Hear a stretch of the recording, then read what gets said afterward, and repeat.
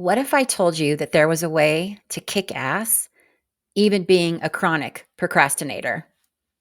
Today, we're going to talk about why procrastination is a good thing and that I believe it's going to make you more successful. My name is Sheila Hammond, and I have over 25 years' experience as a business analyst and product owner. And I know a thing or 70 about procrastinating. I actually think it's probably in my DNA. I'm not talking about avoiding work entirely. I'm just talking about how we can work smarter and more efficiently, which is what the lazy BA is all about. When you're really under the gun, you tend to rush. So you get all frenzied and stressy, right? Rushing through tasks is going to lead to missed details, errors, and usually it's just not worth it when you rush. So let's talk about how you can learn to leverage procrastination to your advantage. Strategic procrastination involves prioritizing tasks effectively and using that wait until the last minute feeling to get things done. You know that feeling, right? When you wait till the last minute and then all of a sudden you're incredibly productive. We're going to go with that. So here are some tools that I want you to put into your BA backpack that all deal with smart procrastination. Let's imagine that you are facing a pile of work. To keep it simple, let's just say that you're writing a bunch of requirements for a complex project. It's going to take a lot of research, a lot of talking to stakeholders, a lot of talking to dev, a lot of talking to design. You have a lot of work to do. So instead of diving in right away, stop, take a breath, wait a tick, and let it marinate. Just let it marinate. Just let it sit there for a second. First off, learn how to effectively prioritize and identify those critical things that need to be done first. For example, you need to get your design request in so the design team can start working on it. They're already backed up, they've got a huge backlog of work. You know that you need to get your stuff to them, or else this could become a showstopper. So, what should you do first? I would suggest sitting down with the scope document and actually looking at the scope and defining what are the most critical items that need to be done first and get those items to design so that they can have something to start working on.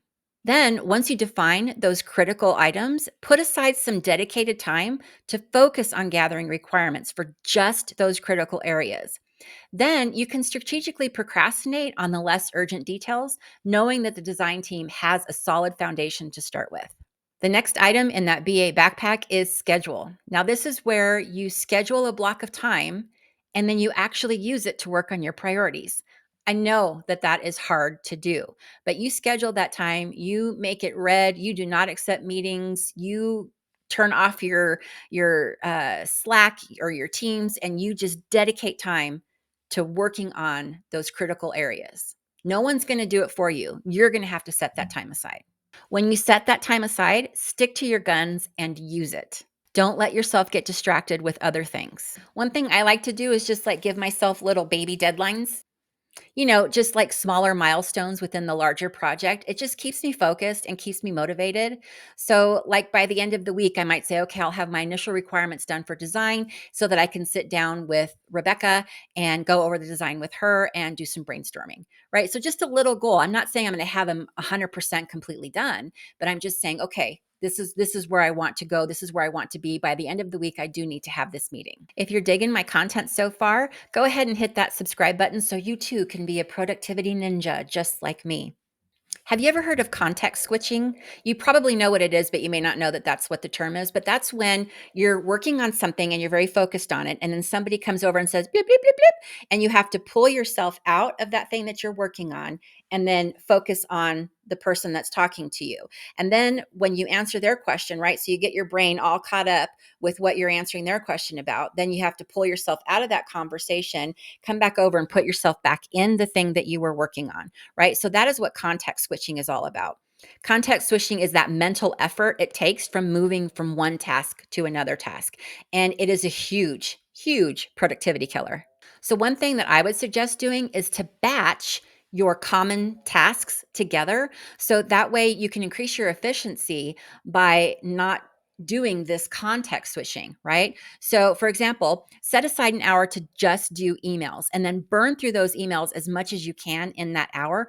Don't let yourself be distracted. Anything that comes your way can be done after that hour. And then you can even batch that task. So say, okay, I'm going to answer all of these client emails all at one time. Then I'm going to answer the internal communication emails all at one time. So that way you're not having to do that context switching over and over again and waste time.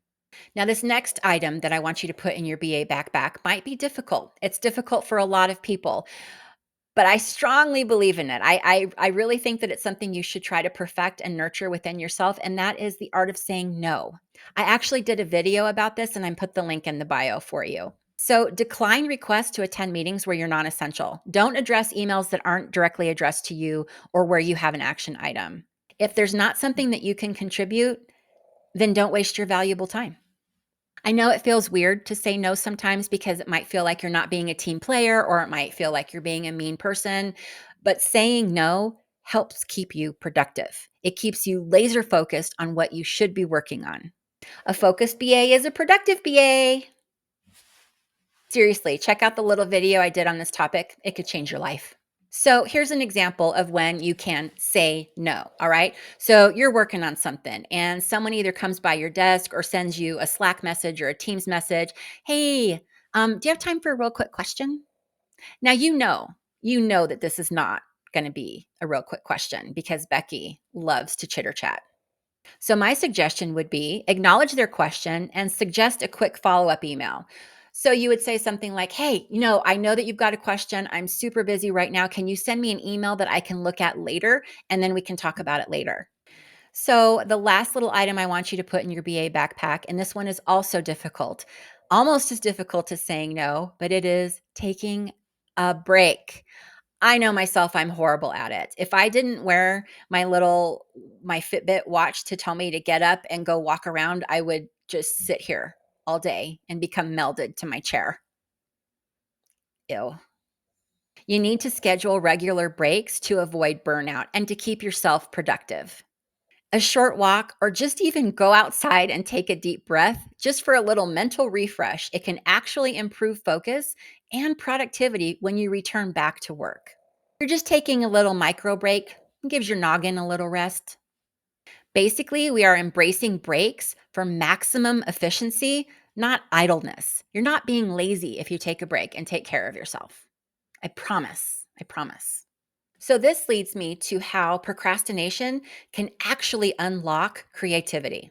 Sometimes stepping away from a problem and letting your subconscious work its magic can actually lead to unexpected breakthroughs.